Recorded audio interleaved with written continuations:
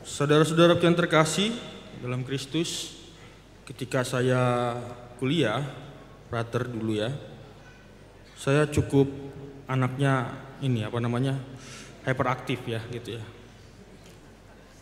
Cukup hyperaktif.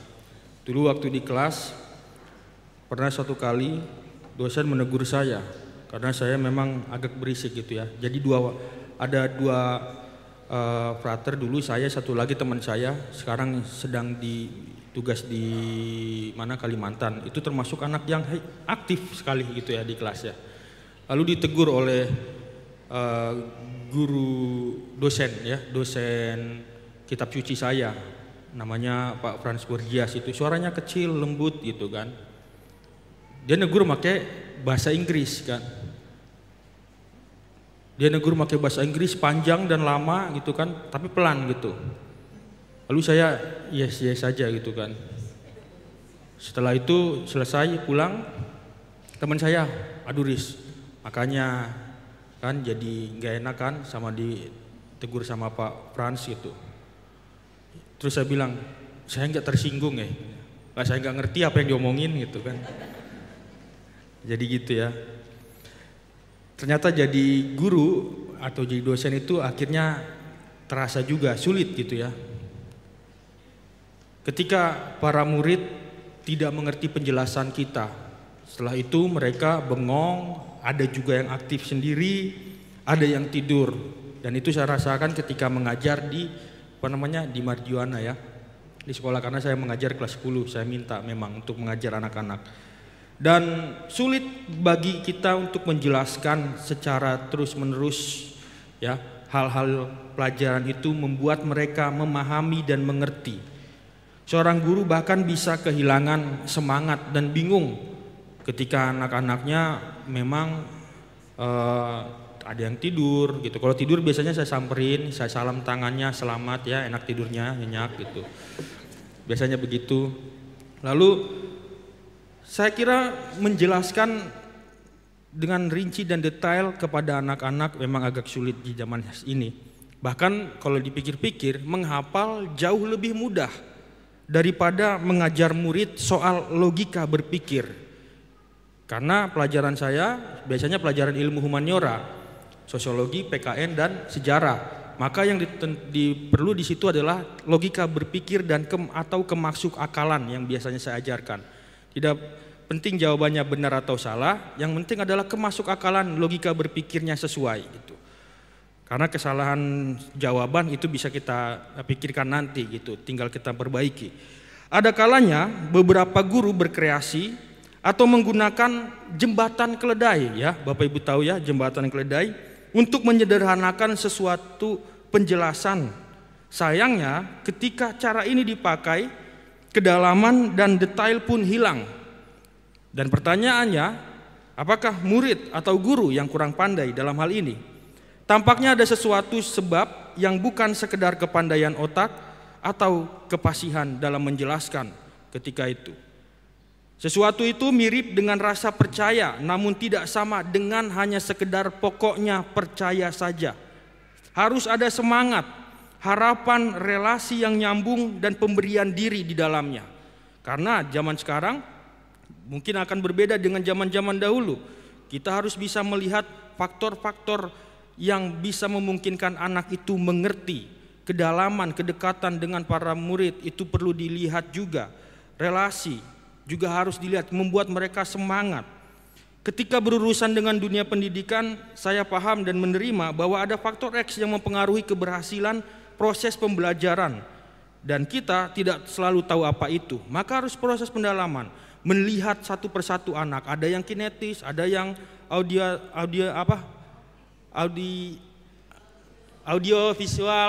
dan visual gitu ya. Lada ini ya, mulut saya itu ya kaku. Meskipun di kelas yang sama, suatu saat para guru pun ya, yang tadinya dapat mengajar dengan sangat baik, tapi suatu saat bisa juga kehabisan cara untuk membuat murid-muridnya mengerti dan paham. Kita lekas melihat bahwa hal yang sama juga dapat kita alami dalam kehidupan menggereja sehari-hari. Ketidakpercayaan, salah paham, dan ketidakmengertian terus muncul di sekitar peristiwa kebangkitan Yesus hingga saat ini.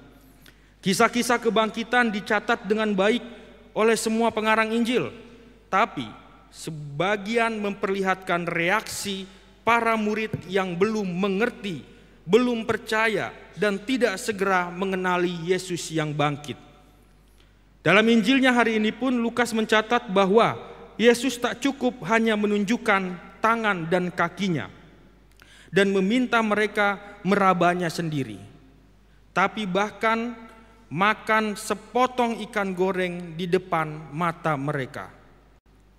Apakah Lukas dalam hal ini bersikukuh membuktikan kebangkitan badan Yesus? Mungkin tidak. Sebab bukan hanya tubuh, tapi keberadaan diri yang baru. Yesus yang bangkit dilahirkan kembali dalam cara berada yang berbeda. Maka soal kebangkitan badan bukan lagi fisik yang sama, bukan lagi soal mengenai wajah yang sama, tetapi soal keberadaan yang baru, tubuh yang baru, langit yang baru. Ukuran-ukuran surgawi tidak bisa disamakan dengan ukuran-ukuran duniawi. Apapun yang terjadi di surga kita tidak pernah tahu apa. Kebahagiaan, kemuliaan surgawi tidak bisa hanya diukur dengan nanti kalau sudah masuk surga, di dunia yang baru, langit yang baru, kita bisa merasakan apa yang belum pernah dirasakan di dunia. Bisa dilayani oleh banyak orang.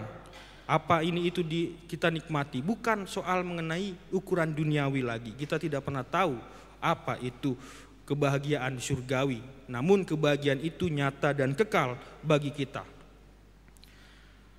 Kalau kita melihat lagi Injil tadi, setelah semuanya itu, baru Yesus membuka pikiran mereka sehingga mereka mengerti kitab suci. Seperti dalam kisah Emmaus, para murid mesti dibantu untuk mengerti, paham seluruh kitab suci dan mengaitkannya dengan kebangkitan Yesus. Artinya, kitab suci tidak selalu segera jelas mengenai segala sesuatu. Hanya sesudah Yesus membantu mereka, sukacita, sujud, dan keberanian bersaksi akan dialami oleh para murid. Yesus menegaskan bahwa semua yang tertulis tentang Dia dalam kitab suci harus dipenuhi. Inilah sesuatu yang dilakukan Allah dan hanya dapat diterima, dialami, dan diyakini oleh manusia. Menghadapi orang-orang yang tidak kita mengerti sikapnya juga demikian. Lama-kelamaan pasti akan membuat kita frustasi. Celakanya, semakin sering kita menjumpai juga orang-orang yang sikap dan keputusannya tidak masuk akal bagi kita. Kita heran, bahkan geleng-geleng kepala melihat misalnya ada orang yang kendaraannya tiba-tiba parkir di pinggir jalan, namun memakan bahu jalan, membuat kemacetan, dinasihati malah dibentak balik gitu. Misalnya seperti itu. Atau angkot yang tiba-tiba berhenti di pinggir jalan dan membuat kemacetan gitu demi mendapatkan penumpang.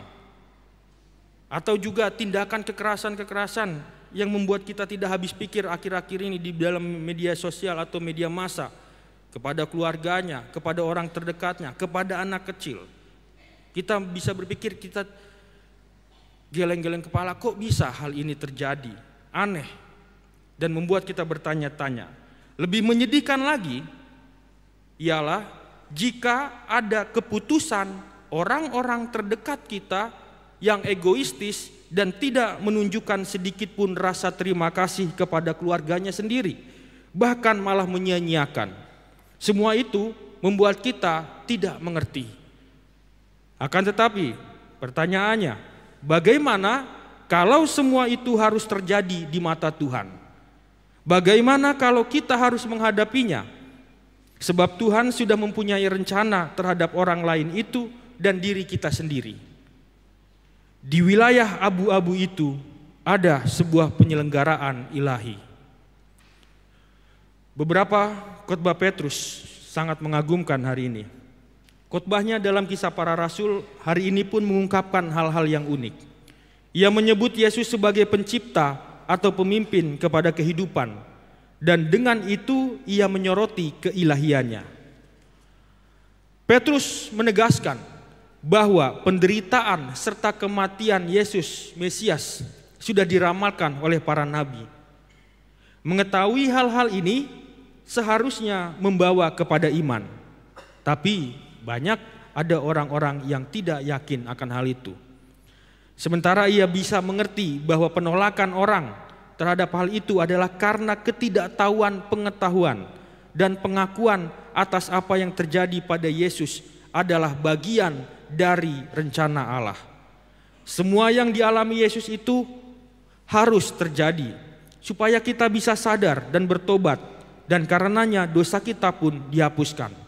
Semua yang dialami oleh diri kita, bahkan hal yang paling buruk sekalipun, mungkin harus terjadi supaya kita bisa sadar dan berbalik kepada Allah, dan karenanya kita menjadi berubah dan menjadi saksi.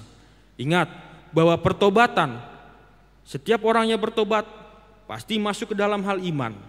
Iman harus menjadi bentuk kesaksian kepada kehidupan dan masyarakat, lingkungan, dan orang-orang di sekitar kita.